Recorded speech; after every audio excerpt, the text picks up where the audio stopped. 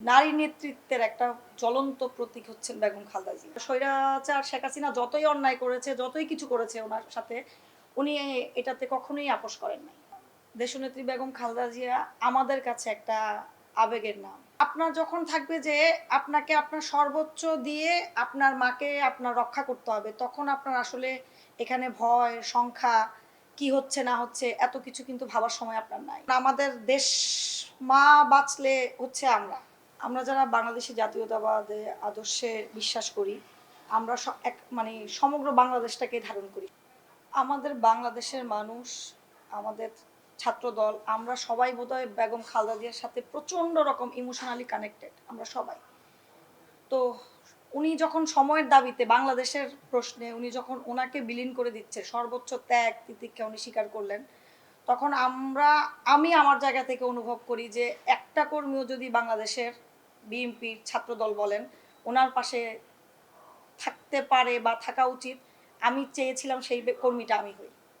ওই জায়গা থেকেই অ্যাকচুয়ালি ওনার সাথে রাজপথে থাকা, ওনাকে প্রোটেক্ট করার ট্রাই করা। আপনারা জানেন যে বিগত দিনের স্বৈরাচার হাসিনার কবলে আমাদের দেশনেত্রী বেগম খালেদা জিয়া বহুবার আপনার মামলা হামলা শিকার হয়েছেন।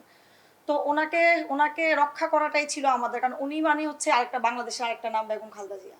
ওই জায়গা থেকে আমি চেয়েছি সারাক্ষণ যে ওনার সাথে থাকা, ওনাকে প্রোটেক্ট করতে যাওয়া আমার ক্ষুদ্র পরিসর থেকে যতটুকু, এবং আমি গর্বিত আমি এটা পেরেছি, আমার দায়িত্ব আমি পালন করেছি। গত মানে আপনি 15 বছর বলেন, 16 বছর বলেন বা 14 বছর স্পেশালি, এমন দিন নাই যে মনে এরকম হয় নাই। খুব কমই হয়েছে যে এরকম রাস্তাঘাটে অনাকাঙ্ক্ষিত ঘটনা, গাড়ি বহরে হামলা এগুলো হয় না। এগুলা হচ্ছিল বিধায় আমাদের প্রিয় নেত্রীর সাথে, এই জন্যই আমরা ওনার সাথে থাকা। আপনাদের মনে আছে কারওয়ান বাজারে সিটি কর্পোরেশন ইলেকশনের সময় ওনার উপরে হামলা হয়েছিল, আমাদের দেশনেত্রী বেগম খালেদা জিয়ার উপরে কারওয়ান বাজার হয়েছিল। এরকম বেশিরভাগ সময়ই ওনার সাথে হয়। এটা যেহেতু ওনার সাথে আমরা থাকছি, যাচ্ছি সারাক্ষণ ওনার সাথে, আমরা গার্ড হিসাবে যাচ্ছি, ভ্যান গার্ড হিসাবে, আমরা এটার শিকার হব, এটাই স্বাভাবিক এবং হয়েছি অনেক বহুবার।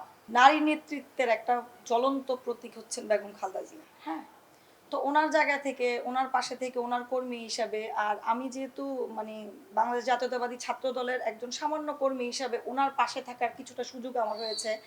সে পাশে থাকা মানে হচ্ছে ওই যে বললেন না যে ওনাকে ওনার বাসা থেকে ওনার গন্তব্যস্থল, সেটা বকশিবাজারে হচ্ছে ওই মিথ্যা মামলা হাজিরা দেওয়া বলেন, সাভার জাতীয় স্মৃতিসৌধ বলেন, আমাদের শহীদ প্রেসিডেন্ট রাষ্ট্রপতি জিয়া রহমানের হ্যাঁ ওইখানে মানে ফুল দেওয়া বলেন, হ্যাঁ সমাধিতে।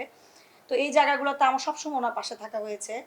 তখন আমি ওনার মধ্যে দেখেছি যে মানে আপোষহীন যে ব্যাপারটা। হ্যাঁ, আপনি কেন আমি এটা বলছি, আপনি বললেন না যে ওনার কাছ থেকে আপনি কি পেয়েছেন যেটার থেকে আপনি আপনার জায়গা থেকে ভূমিকা রাখবেন, যে অন্যায়ের সাথে মাথা নত না করা, আপোষহীনের যে ব্যাপারটা, অন্যায়ের সাথে মাথা নত করা মানে হচ্ছে স্বৈরাচার শেখ হাসিনা যতই অন্যায় করেছে, যতই কিছু করেছে ওনার সাথে, উনি এটাতে কখনোই আপোষ করেন নাই। হ্যাঁ, উনি বাংলাদেশ ছেড়ে যান নাই, উনি বাংলাদেশের মানুষের জন্য থেকেছেন। এই যে আপোষ না করার, এইটাই বোধহয় ওনার সবচেয়ে বড় মানে মানে বড় ব্যাপার যেটা ছিল, এটা আমাদের মধ্যে আসছে যে আমরা অন্যায়ের কাছে যেন মাথা নত না করা, আপোষ না করার। হ্যাঁ, আমরা একটুতেই মানুষের একটুতেই আমরা আপোষ করে ফেলি, একটু শক্তিশালী কারো কাছে আমরা মাথা নত করি, এটা যেন আমরা না করি। আমাদের মানে সামনে অন্যায়কারী যতই শক্তিশালী হোক না কেন, যতই সমাজের বিত্তশালী হোক না কেন, আমাদের নারীদের উপরে স্পেশালি যখনই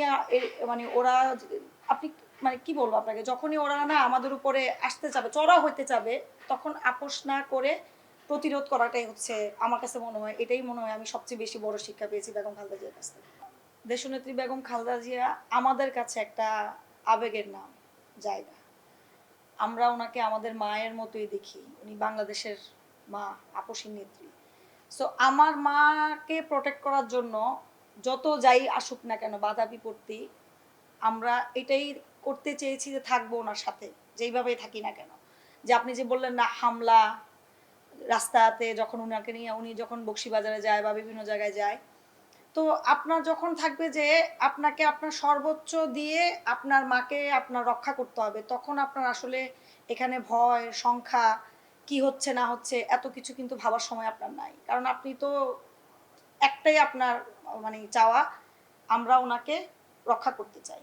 যে কোনো অনাকাঙ্ক্ষিত ঘটনা বলেন, হামলা বলেন, অপ্রত্যাশিত যে কোনো কিছুর কাছ থেকে। তো সেখান থেকে হচ্ছে গিয়া আপনার এটার জন্য এইজন্য আমাদের আসলে কোনো চিন্তাই আসে নাই যে আমাদের কি হবে বা আমরা কিভাবে সারভাইভ করব, এটার কোনো সুযোগই নাই।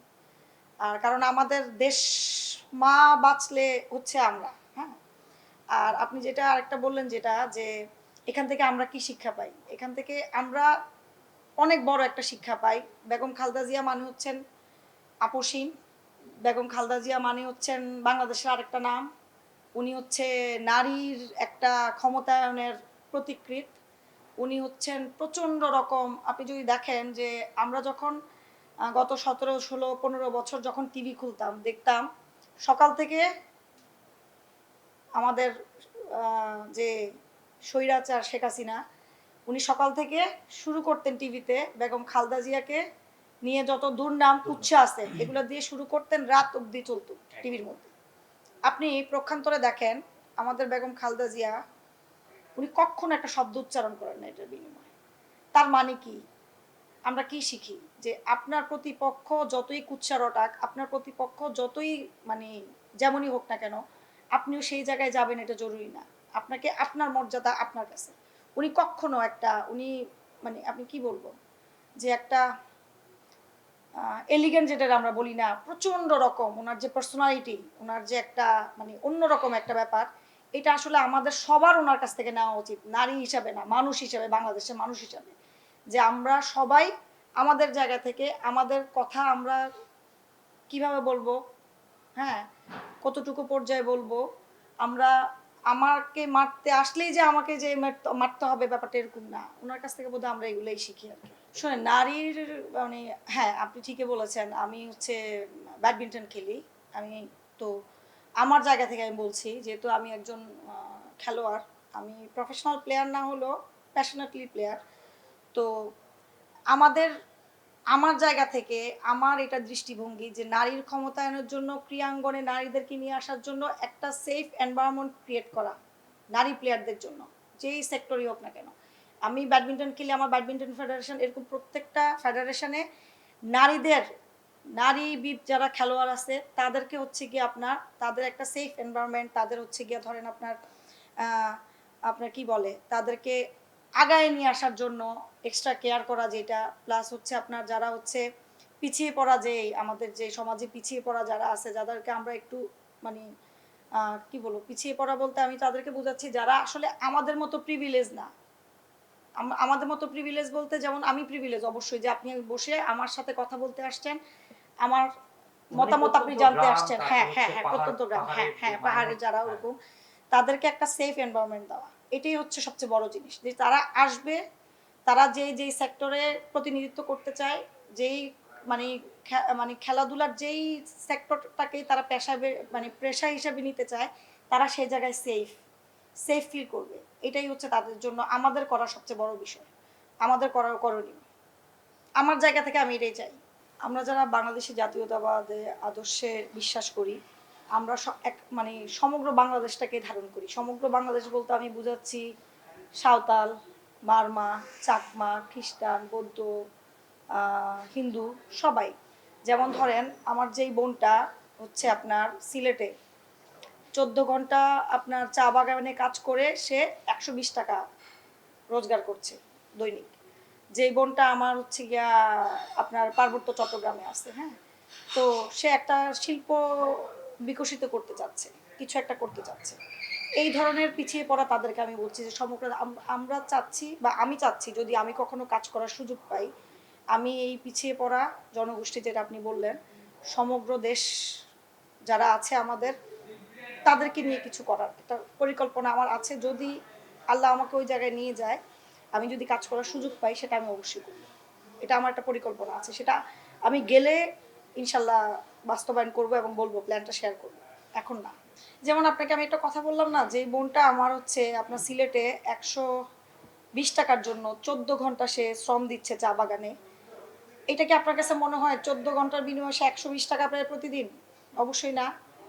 এইটা এই যেমন এই একটা বিষয় আমি আপনাকে বললাম, এরকম প্রত্যেকটা সেক্টর আছে। আপনি প্রত্যেকটা জায়গায় যান, বাংলাদেশের প্রান্তিক উত্তর, দক্ষিণ, পূর্ব, পশ্চিম যেই সেক্টরে যান না কেন, যেই আপনি যেই সেক্টরে যান, আপনি ওদিকে পার্বত্য অঞ্চলে যান, গিয়ে দেখেন একই অবস্থা। ওইখান থেকে যে সময়ের দাবি যেটা, সেই সময় সেটাকে তুলে আনা, যেই সময়ে যেটার দাবি সেই সময় সেটাকে তুলে আনা, তাদেরকে কিভাবে আরো হচ্ছে আপনার আত্মবিশ্বাসী করে তোলা, যে তারা তাদের কথাটা বলতে পারে যে আমি 120 টাকার জন্য কেন 14 ঘন্টা কাজ করব।